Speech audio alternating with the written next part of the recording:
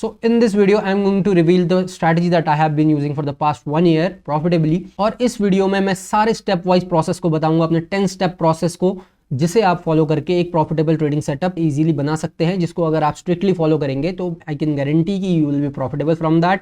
At least 70% तो इसमें accuracy रहेगी, लेकिन अगर आप अपने स्टॉक्स के एनालिसिस को और बेटर कर सकते हैं तो आपके जो स्ट्रैटेजी की एक्यूरेसी है वो अप टू 90% तक भी जा सकती है। ऑलराइट, तो हमारे स्ट्रैटेजी में इन 10 स्टेप्स के अलावा जो एडिशनल चीज़ें आपने ध्यान में रखनी है उन चीज़ों को मैं आपको वीडियो के एंड में बताऊंगा। तो make sure to watch the video till the end. इस वीडियो में आपको मेरे पिछले 5 साल के चार्ट्स को देखे हुए एक्सपीरियंस का जो कंक्लूजन निकल के आया है वो बताने जा रहा हूं। तो make sure to hit the like button as well. तो चलते हैं अपने चार्ट्स पे और देखते हैं क्या वो स्ट्रैटेजी है। ऑलराइट, स्ट्रैटेजी में घुसने से पहले आई होप कि आप लोगों को पता होगा कि चार्ट पैटर्न्स क्या होते हैं और कैसे काम करते हैं। अगर आपको नहीं पता है तो आई बटन में मैं आपको एक वीडियो दे दूंगा, आप उस वीडियो को देखने के बाद आ सकते हैं इस स्ट्रैटेजी को यूज करने के लिए। ठीक है, अगर आपको पता है तो वेल एंड गुड। चलते हैं अपनी स्ट्रैटेजी की तरफ और आते हैं हमने पहले स्टेप पे। ठीक है, तो ये जैसे 2 चार्ट्स लगे हुए हैं, तो ये मेरे धन के अकाउंट में खुला हुआ है। आपके मल्टीपल चार्ट्स यहाँ पर मिल जाते हैं फ्री में। पहले मुझे ट्रेडिंग व्यू का सब्सक्रिप्शन लेना पड़ता था, around 1100 rupees per month extra, around 12,000 per year. Extra expenses जो होते थे वो कम हो जाते हैं इसमें। तो काफ़ी अच्छा ब्रोकर है, अगर आपको अकाउंट खुलवाना है तो डिस्क्रिप्शन में आपको उसका लिंक मिल जाएगा।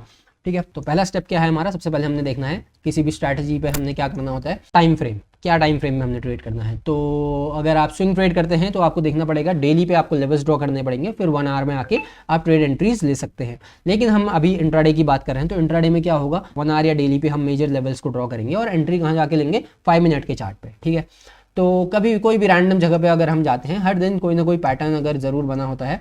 तो जैसा कि हम देख सकते हैं यहाँ पर, ओके, ये पैटर्न बना हुआ है, डबल बॉटम पैटर्न है। ठीक है, तो डायरेक्ट हमने हायर टाइम फ्रेम पे हमने लेवल्स बना दिया और 5 मिनट पे आगे हम ट्रेड करने की तैयारी करने लग चुके हैं।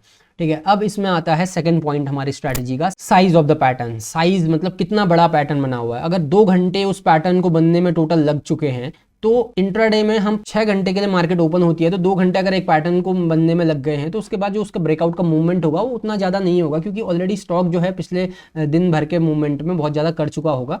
तो इस हिसाब से इसीलिए हमने जो अगर कोई पैटर्न 2 घंटे से ज़्यादा फॉर्म होने में लग गए हैं उसे, तो हम उस ऐसे पैटर्न पर एंट्री नहीं लेंगे। ठीक है, तो जैसा कि मैं देख सकता हूँ यहाँ पर एक ये डबल टॉप बना हुआ है। इस पैटर्न को बनने में कितना टाइम लगा हुआ है, ये इसकी नेकलाइन है, ये सुबह 9:40 से बनना स्टार्ट हो गया था और इसका ब्रेकडाउन कितने बजे हुआ, 12 बजे। तो मतलब 2.5-3 घंटे इस पैटर्न को बनने में लग गए हैं। देख सकते हैं यहाँ पर ये सक्सेसफुल भी नहीं हुआ। ठीक है, ये इतना बड़ा पैटर्न भी हमने देखना है। और इसी के साथ साथ मुझे यहीं पर एक एग्जांपल उसका भी मिल गया कि ज़्यादा छोटा भी नहीं होना चाहिए पैटर्न। अब यहाँ पर आप देख सकते हैं कि डबल बॉटम जैसा बना हुआ है, लेकिन ये कुछ ही कैंडल से बन गया है और एक ही जगह पर बना हुआ है। बहुत अच्छा क्वालिटी पैटर्न की नहीं, वो भी बहुत अच्छी नहीं है। तो यहाँ पर भी अगर ब्रेकआउट हुआ है तो ऑल्दो इस केस में ही सक्सेसफुल हुआ, लेकिन इस ऐसे पैटर्न पे भी हम ट्रेड नहीं करेंगे। ठीक है, तो हमारा जो पैटर्न है एटलीस्ट थोड़ी बहुत कैंडल्स उसमें होनी चाहिए कि वो हमारा क्वालिफाई हो कि हमारा डबल बॉटम या फिर सिमेट्रिकल ट्राइंगल बना हुआ है। अदरवाइज उस पर एंट्री नहीं करेंगे, या फिर अगर ज़्यादा बड़ा भी हो गया तो इंट्राडे के लिए उस पैटर्न को भी हम नहीं देखेंगे। स्विंग ट्रेड में मे भी हमें ये वाला फैक्टर नहीं आएगा, लेकिन इंट्राडे में आता है और इसे हम यूज़ नहीं करेंगे। ठीक है, तो साइज ऑफ पैटर्न हो गया, टाइम फ्रेम हो गया। उसके अलावा अब क्वालिटी ऑफ पैटर्न में आते हैं कि बहुत अच्छा पैटर्न अगर बना हुआ है तो बहुत ही क्लियर कट आपको दिखाई दे रहा है। अगर डबल बॉटम बना हुआ है, जैसे कि ये वाला पैटर्न था, अभी हमने कहाँ पर देखा था, ये पैटर्न बना हुआ है, तो ये बहुत ही टेक्स्ट बुक टाइप का पैटर्न बना हुआ है। ऐसा ही बुक में भी हमें देखने को मिलता है और एग्जैक्ट वैसा ही बना हुआ है, तो बहुत ही अच्छी बात है। जो ये तो एक क्वालिटी ऑफ पैटर्न जो हो गया वो काफ़ी अच्छी क्वालिटी का पैटर्न हो गया। और अगर हम इस वाले डबल बॉटम को देखें, ये यहाँ पर जैसे ये डबल बॉटम है एक तरह से, क्योंकि ये बॉटम तक आया ही हुआ है और ये इसका ब्रेकआउट पॉइंट होगा। तो ये जो क्वालिटी है इस पैटर्न की वो बहुत अच्छी नहीं है। इसको हम सिमेट्रिकल ट्राइंगल भी वैसे बोल सकते हैं। ठीक है, ये एज अ डबल बॉटम बहुत अच्छा नहीं है, एज अ ट्राइंगल तो ये काफ़ी अच्छा पैटर्न लग रहा है। तो you get the gist, right. इसमें क्या है, आपने पैटर्न की क्वालिटी भी देखनी है। क्वालिटी ऑफ द पैटर्न हो गया, साइज ऑफ द पैटर्न हो गया, और उसके अलावा हमने सबसे पहले क्या देख लिया था, टाइम फ्रेम हमने 5 मिनट पे करना है। ये 3 चीज़ें हमारे 3 स्टेप्स पूरे हो गए। चौथे स्टेप में आते हैं हम, जो भी हमारा पैटर्न बना हुआ है। ठीक है, ये डबल बॉटम हमारा पैटर्न हुआ था, तो जो ये ब्रेकआउट कैंडल है, क्वालिटी ऑफ द ब्रेकआउट हमने ध्यान रखना है। अब ये ब्रेकआउट कैंडल हो रही है, नेकलाइन को ये ब्रेक कर रही है, तो ये कंप्लीटली एक अच्छी बुलिश या फिर एक अगर ब्रेकडाउन के केस में एक प्रॉपर बेयरिश कैंडल होनी चाहिए। ठीक है, एक बहुत ही विक से बनी हुई है, एक मरी हुई सी कैंडल बनी हुई है, तो उस पर भी हम इसमें एंटर करने के लिए थोड़ा बहुत सोचेंगे। ठीक है, एक फैक्टर होगा, एक नेगेटिव फैक्टर कि मे बी ये सक्सेसफुल नहीं होगा। ठीक है, इसमें हमने फिर अपने आइडिया को यूज़ करना है कि बहुत अच्छी बुलिश कैंडल बनी है कि नहीं बनी है। तो अगले स्टेप में हम आते हैं, 5वें स्टेप में, जो है वॉल्यूम। अब वॉल्यूम में हमने क्या करना है, वॉल्यूम में मैं आपको एक सेटिंग्स बता देता हूँ। आपने वॉल्यूम इंडिकेटर इसमें प्लेस करना है।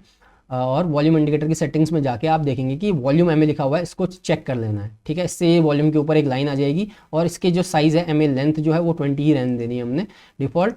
तो ये जो है 20 पिछली 20 कैंडल्स में जो वॉल्यूम है उसका एवरेज हमें बता रही है वो लाइन जो आ रही है वॉल्यूम में, ठीक है। तो इसके हिसाब से जो वॉल्यूम है ब्रेकआउट पे वो वॉल्यूम एवरेज जो लाइन है उससे ऊपर होना चाहिए, मतलब पिछली 20 कैंडल्स का जो एवरेज वॉल्यूम है उससे एटलीस्ट उससे ज़्यादा वॉल्यूम हमारे ब्रेकआउट कैंडल में आना चाहिए, ठीक है। इस वाले केस में हमारा ब्रेकआउट हुआ लेकिन वॉल्यूम नहीं आया कैंडल में, तो ये एक हमारे लिए एक नेगेटिव पॉइंट है कि ये ब्रेकआउट हुआ और वॉल्यूम नहीं आया, तो थोड़ा बहुत हमारे दिमाग में इसका डाउट आ सकता है, ठीक है। ये क्राइटेरियाज हैं।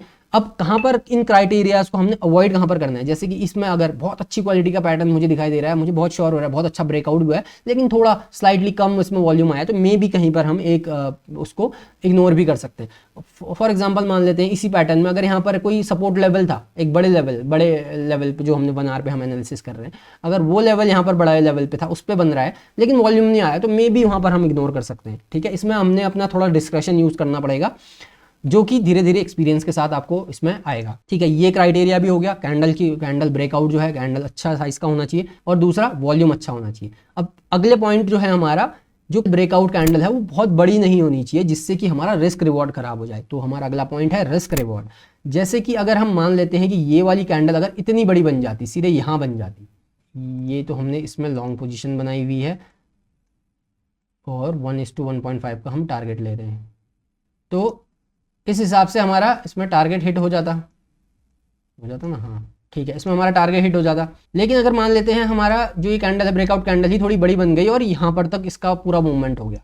अब रिस्क रिवॉर्ड के लिए ये जो रिस्क रिवॉर्ड है ये अब मुझे 1:1.5 लेने के लिए यहाँ तक लेना पड़ेगा। लेकिन अगर किसी दिन ऐसा हुआ कि इतना लंबा मूवमेंट नहीं होगा तो यहाँ पर हमारा टारगेट अचीव नहीं हो पाएगा। तो इसीलिए हमने क्या करना है, हमारा जो रिस्क रिवॉर्ड है उस चीज़ को ध्यान में रखने के लिए जो ब्रेकआउट कैंडल है वो बहुत ज़्यादा बड़ी भी नहीं होनी चाहिए, ठीक है, या बहुत ज़्यादा बड़ी भी नहीं होनी चाहिए और बहुत ज़्यादा छोटी भी नहीं होनी चाहिए। अगर ऐसा कभी हो जाता है और एक बड़ी सी कैंडल बन जाती है ब्रेकआउट पे, तो हम क्या कर सकते हैं, उसका रिट्रेसमेंट, ये ब्रेकआउट एंड रीटेस्ट का वेट कर सकते हैं। रीटेस्ट के बाद एक कंटिन्यूएशन कैंडल बनती है तो फिर यहाँ पर हम ले सकते हैं उसमें एंट्री। तो ऐसे हम बाईपास कर सकते हैं इन प्रॉब्लम्स को, ठीक है। रिस्क रिवॉर्ड हो गया। इसके बाद स्टॉप लॉस प्लेसमेंट। अब स्टॉप लॉस प्लेसमेंट के बहुत सारे तरीके होते हैं।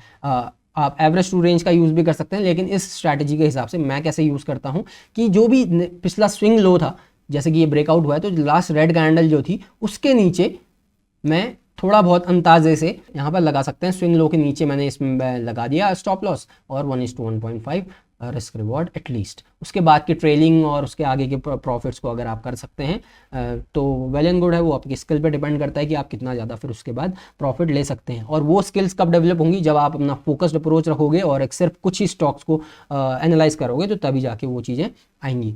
ऑलराइट, तो अब इसमें वही बात आ गई है नेक्स्ट पॉइंट हमारा कि टारगेट सेटिंग की। हमने टारगेट कहाँ पर लगाना है, या तो आप डायरेक्ट यहाँ पर 1:1.5 पे सीधे लगा सकते हो और एग्जिट कर सकते हो। तो वही आपके स्किल लेवल पे डिपेंड करेगा कि आप सीधे स्टॉप लॉस को ड्रैग करके यहाँ भी ले जा सकते हो, ट्रेल कर सकते हो, मे भी अपने प्रॉफिट्स को बड़ा बनाने के लिए इस टाइप के स्टेप्स का यूज़ कर सकते हो, ठीक है। ये नेक्स्ट स्टेप हो गया। और फाइनल स्टेप जो है हमारा वो है एक कन्वर्जेंट अप्रोच रखना। मतलब हमारा जो फोकस है वो बहुत ज़्यादा डाइवर्सिफाइड नहीं होना चाहिए बहुत ज़्यादा चीज़ों में। इंडसइंड बैंक को मैं यहाँ पर देख रहा हूँ, यहाँ पर मैं बजाज फाइनेंस देखने लग गया, उधर मैं निफ्टी देख रहा हूँ, बैंक निफ्टी देख रहा हूँ। तो इस तरह से हमने नहीं करना है। कुछ ही स्टॉक्स को, कुछ स्टॉक्स पे आपने पीएचडी कर लेनी है। अगर आप स्टॉक्स में ट्रेड कर रहे हैं, कुछ स्टॉक्स को आप पकड़ो, कुछ स्टॉक्स को आपने बैक टेस्ट करना पड़ेगा जिनमें एक अच्छा सेटअप बन रहा होगा आपका, ठीक है। जनरली अच्छी कैंडल्स बनती होती है। कभी कभी क्या होता है अच्छी कैंडल्स नहीं भी बनती हैं, जैसे मैं टाटा स्टील में दिखाता हूँ। तो इसमें क्या है, ये बहुत अच्छी कैंडल्स नहीं बन रही है क्योंकि यहाँ पर एक ही जगह पर जिगजैग मूवमेंट्स भी हो रहा है और एक ही टिक पे जो है प्राइस अप एंड डाउन बहुत देर तक करता रहता है इसमें।